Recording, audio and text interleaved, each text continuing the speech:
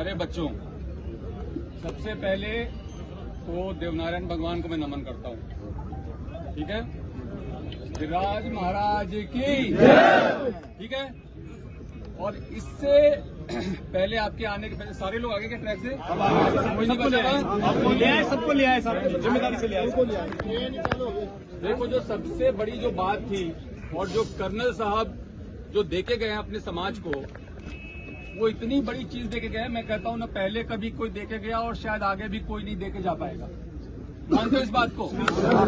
एक तरीके से समाज के लिए भगवान के बराबर का दर्जा है उनका, जिस तरह से संघर्ष किया और जो देके चले गए। कई बार हम मांगते रहते हैं, प्रयास करते रहते हैं, मिलता नहीं है, लेकिन उनकी रणनीति ऐसी थी, उनकी पकड़ ऐसी थी, उनका रुतबा ऐसा था कि वो काम करा के गए।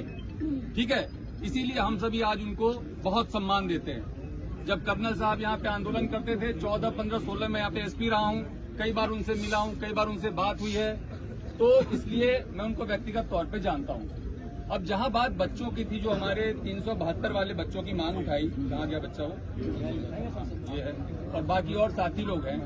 एक बात बड़ी छोटी सी और मोटी सी समझने वाली थी कि हम लोग यहाँ पे 372 पद पे नौकरी मांगने के लिए ही तो आए थे ना, कि जो हमारा अधिकार है हमें दे दो, जो हम मानते हैं हमारा अधिकार है। और जाकर के जब हम ट्रैक पे बैठ गए तो क्या होगा, उसका परिणाम पता है आपको? जीवन भर नौकरी नहीं मिलेगी। समझते हैं इस बात को? रेलवे एक्ट का मुकदमा लेगा तो जीवन भर नौकरी नहीं मिलेगी। तो हम कर क्या रहे हैं? और मैं इसलिए वहां से चल के आया।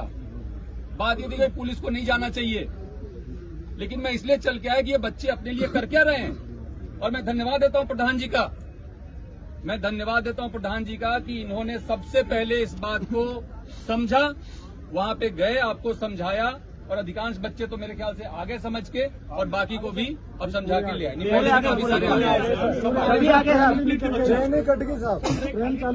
बहुत बढ़िया। तो आप लोग इस बात को समझो कि एक तो प्रशासन, सरकार और समाज अलग अलग नहीं है। ठीक है, जो कोई हमारी मांगे होती हैं, जैसे कह रहे हैं हम 7 साल या 17 साल से आप मांग कर रहे हो, 7 साल से मांग कर रहे हो, पूरी नहीं हो रही है, तो उसमें क्या दिक्कत है? आपका पॉइंट ऑफ व्यू क्या है, सामने वाले का पॉइंट ऑफ व्यू क्या है? इसको क्लियर करने के लिए आज जो एक घोषणा हुई, जो मैंने सुना कि एक मंत्रिमंडलीय कमेटी का गठन हुआ है, जो कि स्थायी कमेटी है, वो एक बार के लिए नहीं बना है।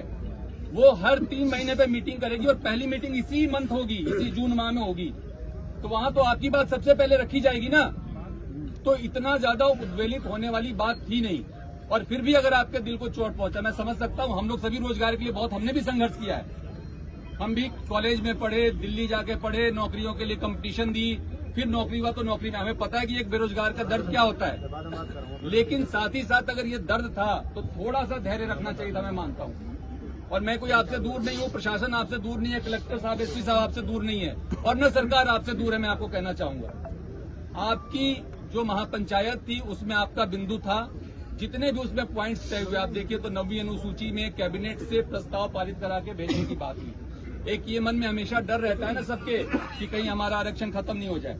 ठीक है, तो वो 9वीं अनुसूची में डालने के लिए कैबिनेट से प्रस्ताव पारित करने की बात पे लेकर के सरकार ने अपनी सहमति व्यक्त की है, जो कि पहली बार हुआ।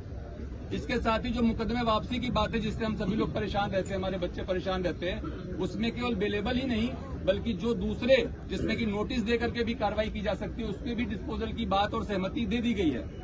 देवनारायण योजना में आपके संघर्ष समिति के जो प्रतिनिधि जो आप नामित करेंगे, उनको शामिल करने की बात हो गई है। कैबिनेट सब कमेटी में जो मीटिंग होगी उसमें आपके प्रतिनिधि जो नामित होंगे उनको शामिल करने की बात हो गई है। तो आप हर 3 महीने पे मिलोगे।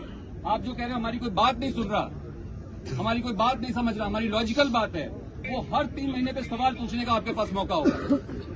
तो मेरी कोई बात पे आपत्ति है क्या?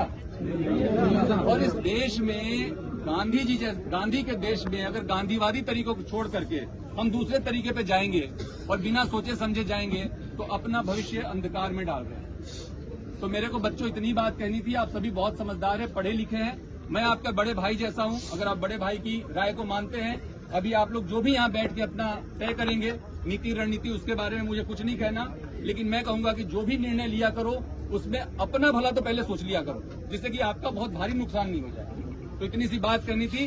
सबको बहुत बहुत धन्यवाद। वंदे मातरम।